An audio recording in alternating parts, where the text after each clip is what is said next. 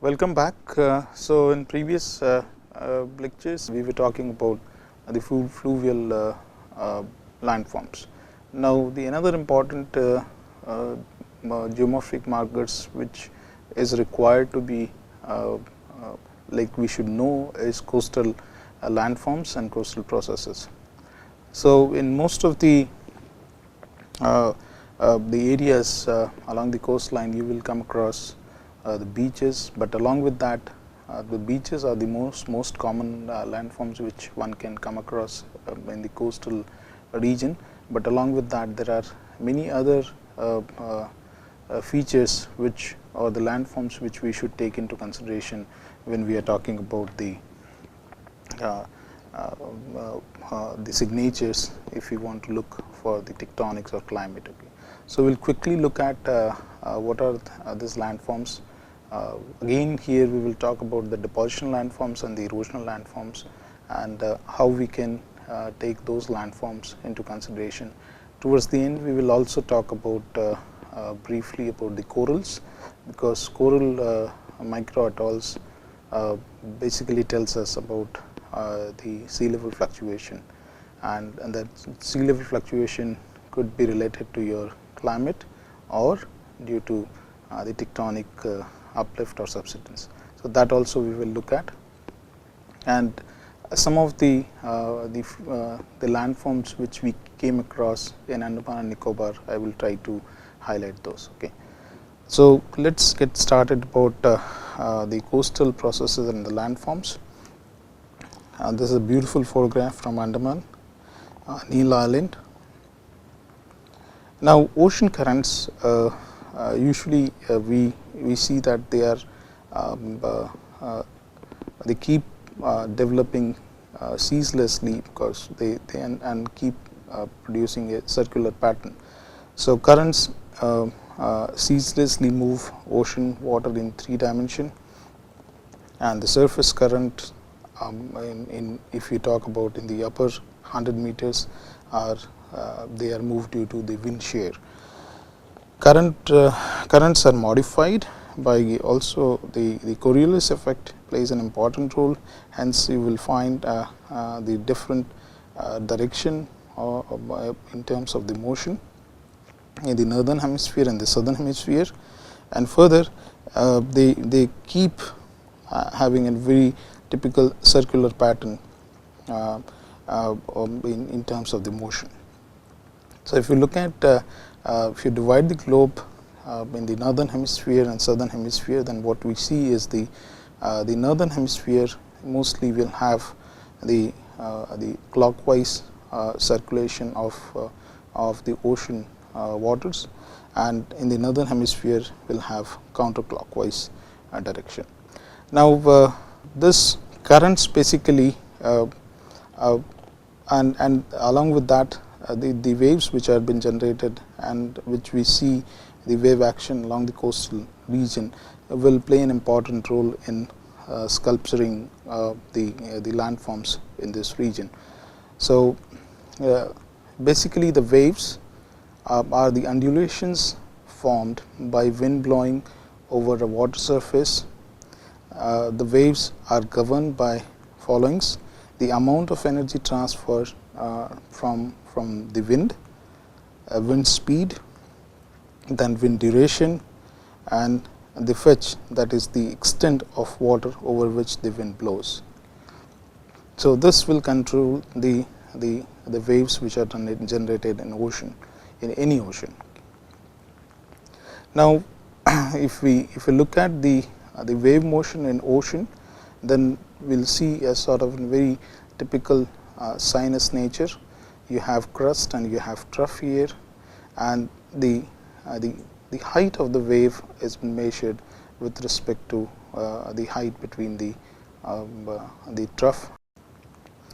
So, this is important for us because we are going to talk after looking at the coastal landforms. We are going to discuss about the tsunamis. So, this is the important for us.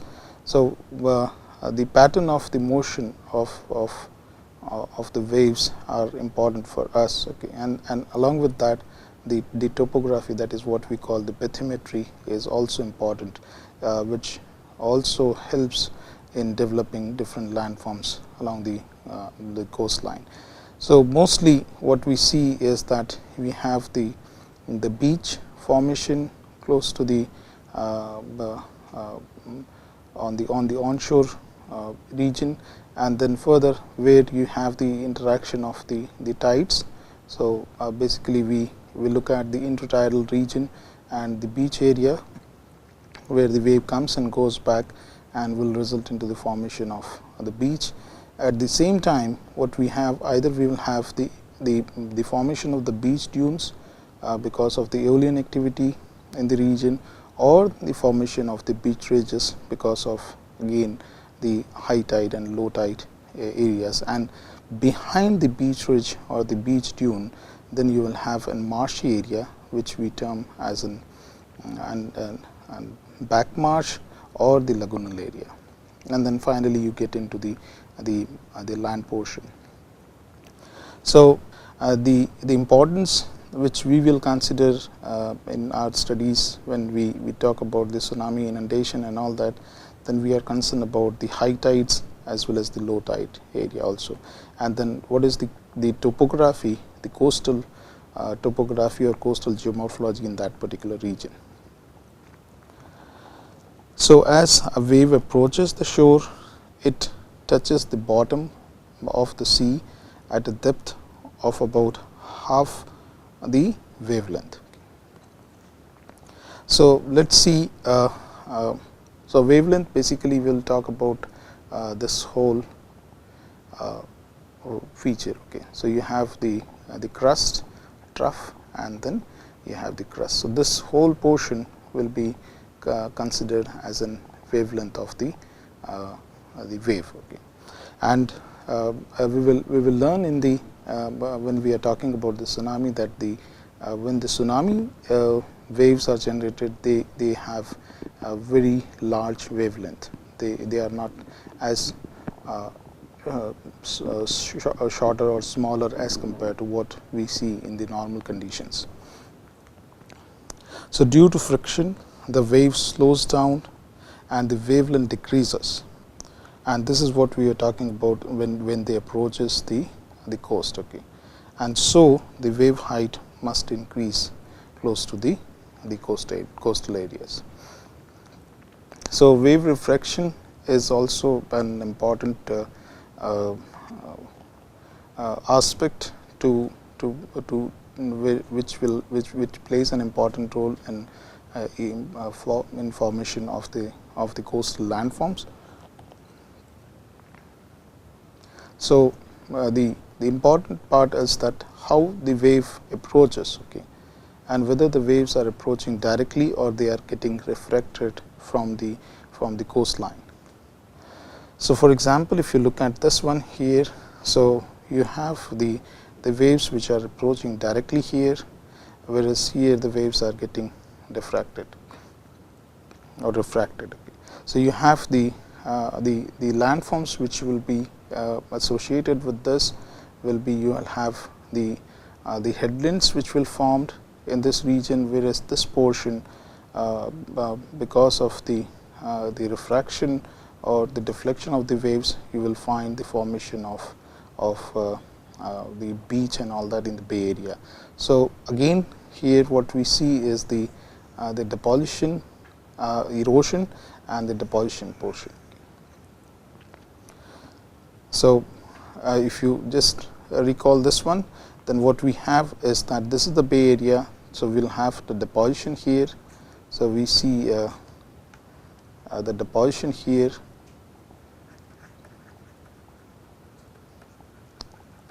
and this portion, your headland, is your erosion.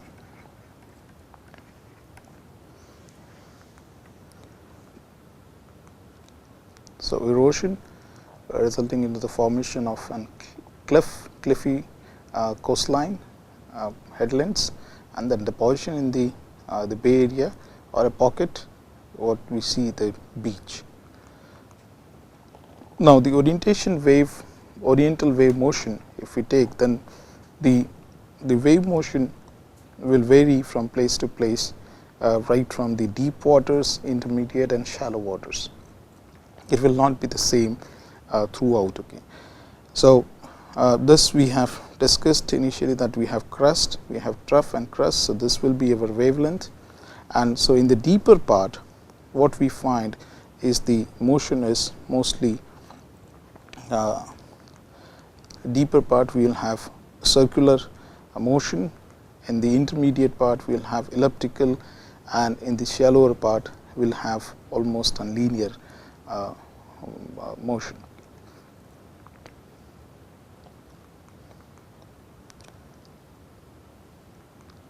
So, again if we look at, so we have circular motion, we have elliptical motion, and we will have linear motion here, just waves are going and coming back here.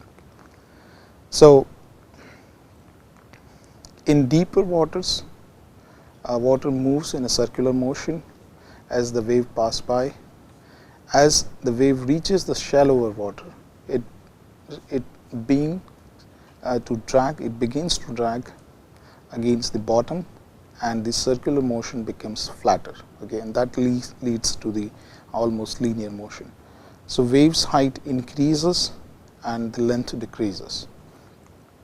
Eventually, the front becomes too steep to support the advancing wave.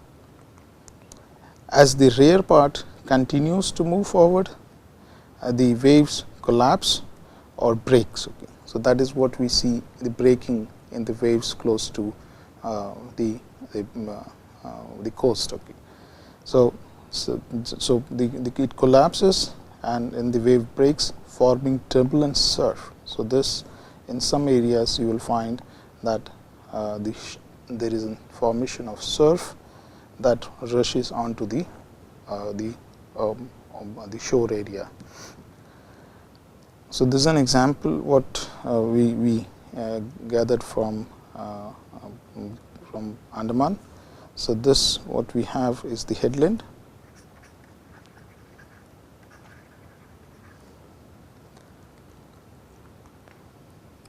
So, let us see quickly what the coastal landforms has to tell us about. Okay. So, they are related to sea or ocean and the land contact. Okay. So, landforms are basically the result of one, sea level fluctuation, second, high sea during the interglacial period, and low sea during glacial period. So, this will also be reflected in the coastal landforms. And then the sea waves erosion or erosion caused by wave action. So, mainly the tidal waves will also play an important role in, as we have looked one example in terms of erosion as well as in deposition. So, the most important is the sea level fluctuation. So, sea level fluctuation, as I was telling, this could be due to the interglacial, that means you are having the warmer climate, and the glacial you are having colder climate. So, in this case the interglacial you will have high sea because of more of melting of ice and more water getting into the ocean, whereas during the glacial period it is a colder period. So, more of glaciation and less water getting into the ocean. So, this will change the sea level, and we will have different landforms which are being created, or the level of landforms will be seen at different elevation because of the wave action. And then finally what we see, the tectonic movement. Okay. So, suppose you are having the coast here, okay, and then you are having like this is the landform here, and then you have the water coming up to this. Suppose you have now lower down the sea, okay, then this portion will get exposed and you will have the ocean somewhere over here. Okay. So, then the erosion will take place in this region. So, this can be seen in the normal climatic fluctuations during interglacial and glacial, but suppose there is this change, or the area is getting elevated because of tectonic uplift or subsidence, then you will have also you will see that the erosion or the wave action will have different level of erosion, and that will result into the formation of the landforms at different level. So, before getting into the other details, let us see a few more landforms, because that will help us when we are trying to interpret our the paleoseismic signatures or the tsunami signatures in the coastal region. So, littoral drift basically waves breaking along the shore generates tremendous energy to move sediments along the shoreline in a process called littoral drift. So, you have the sediments coming in and then going back, and then so the water comes up and then goes down. So, there is a drift in the sediments which will play an important role in the formation of beaches. Okay. So, beach drift. So, you have swash and backwash. So, you are having swash, the water in the sediments coming in, and then backwash. So, that moves sand and gravel along the beach in the zone of breaking waves.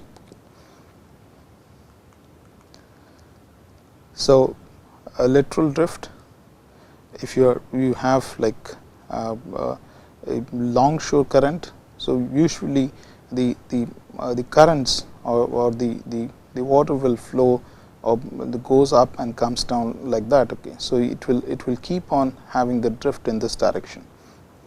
So, that is what we call long shore drifting or long shore current drifting. Okay. So, in case of long shore drift, wave action creates a long shore current near the beach that carries sediments as long shore drift. So, like in some cases people talks about that if you want to when you are swimming here, you should not swim straight, you should stream in the direction of the long shore current, so that you can easily with less power you will reach the beach. So, this is another example here, and because of the lateral drift of the waves and the sediments which are carried and getting deposited, you will find a formation of a landform which has been termed as spit. So, littoral drift, beach and longshore drifts carries and moves sediments parallel to the shoreline. So, this is the shoreline, it will carry and deposit the sediments parallel to it, extending the beach into a shallow waters of the Bay Area. And this landform which has been generated is been termed as spit, and the enclosure here, a small one, has been termed as the Bay Area. Then another important part which we have, I will just quickly browse through, is the formation of the tides, and we all understand that the tides, we have high tides and low tides, and we experience the high tide and low tide at the same location, and that is because of the attraction of moon and earth. So, we have the nip tide and we have spring tides. So, the nip tide, okay, basically if we take, okay, so you have the nip tides and the nip tides and the spring tides. Okay. So, when the sun is on the same side as the moon, okay, we experience extra high tide, that is what we call as a spring tide, because the sun attracts and add to the moon, so attraction. Okay. Whereas, in the case of the nip tide, okay, we have when the angle between the direction of the moon and the direction of the sun is about 90 degrees, and in that situation we experience extra low tide. Okay, that is we term that as a nip tide. Now, the high tide or spring tide, okay, So, mostly this is important for us when we are doing the tsunami surveys or the investigations, because we need to look at that when exactly we will get the lowest low tide, that is your nip tide. Okay. So, we try to look at the tidal charts and then fix up our plans during plans of the survey during that period, because then we will be able to see the exposed tidal areas. Otherwise, during the full moon or the higher high tides, then we won't be able to look at the tidal regions along the coast. So, for us this is important.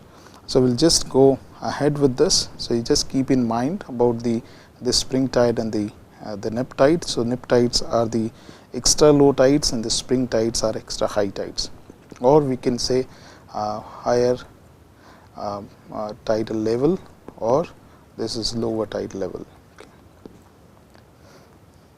So, different locations will have like different around the globe will have different tidal range. So, for example, here the dark blue shows the tidal levels which are greater than 4 meters.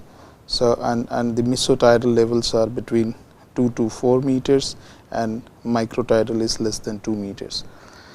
Now, this part is important again for us when we are if suppose you experience so this is the part of the India, and this region is the area where you have the highest tidal range, okay, which goes above 4 meters, and close to this coast, this is Gujarat region, and this is Gulf of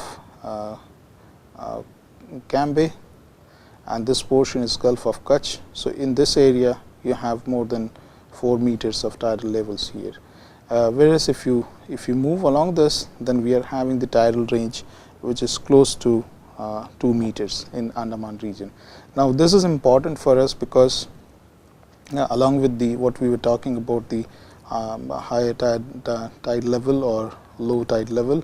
Okay. So, lower low tide or higher high tides, but along with that in general the tidal levels are important, because when the tsunami is been triggered, and if the tsunami is been triggered at the high tide level, okay, then we will have more of inundation in the region. So, during the low tide region, then the inundation will be comparatively less, because whatever the height of the tsunami is, for example, we are having like around 2 meters of the tidal, and the tsunami is also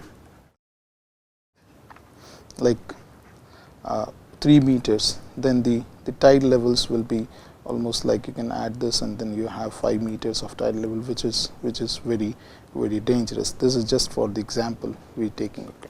So, the region of India, mostly in this area we have very high tide levels, and we have the source for the tsunami from here, that is your Makran subduction zone. So, we will discuss about that, which are the subduction zones in the area. Now, the coastal processes and associated landforms. So, coastal landforms depends on one, coastal erosion, and then transportation of the material at deposition. So, coastal erosion dependent on dimension of waves, configuration, shape of the shoreline, strength of the waves to erode, angle at which it meets the shoreline. Okay. So, what we were talking about, the waves coming in, okay, and getting directly with respect to the shoreline, or they are getting refracted. Okay. So, that will add or result into the formation of the landforms, either it will erode or deposit. Okay. So, shoreline configuration is important along with the strength of the waves. Okay. And so, if you combine these two, then we will talk about that what angle it will meet the shoreline. Okay. Now, second, depending on the the above parameters following landforms can form. One is headlands, sea cliffs, natural bridges, sea stacks and tempolas. So, we will see one by one few of them and then we will move ahead this one. Okay. So, coastal landforms, if we look at in terms of the erosional coastal landforms, then what we see is the sea cliff, shore platforms, notches, sea arcs, caves, marine terraces, stacks and wave cut beaches. So, this shows the few of them. So, you have like one here, what we see is the weathering by the salt crystal growth and action undercutting of this. So, basically this is showing you the formation of the sea cliffs, okay, or headlands, and then the undercutting here is the sea notch. In my coming slides, I will talk about the sea notches here and why this is important here. Okay. And then some locations, due to the erosions of the headlands in between, this will give an impression of the gateway or the arcs which have been formed, and then we have the stacks which are been left out eroded portion and looks like an or give an impression of an pillars in most of the areas. Okay. So, this is an example again of the cliffy sea banks. You have so stacks here. Okay. So, you have this one is your cliff sea cliffs, and these are your stacks. This comes under the erosional landforms. Okay. So, arc or the gateways, we have the sea arcs, headlands, sea caves, sea stacks and so on. And along with that, one of the important is what we call the flat surface again, which is the part of the sea cliffs. Okay, is your uplifted marine terraces. So, let us talk few examples from Andaman. So, this is what we have the tectonic setting of Andaman. We have Andaman Islands here, right up to this is the southernmost, this is the southernmost tip of Andaman, and then we get into the Sumatra area, and this portion is the trench. Okay. So, if I take the cross section here, then we have the plate subducting below, and this portion is riding on the top. Okay. So, Andaman is sitting somewhere over here like that. Okay. So, this is Andaman and Nicobar island chain.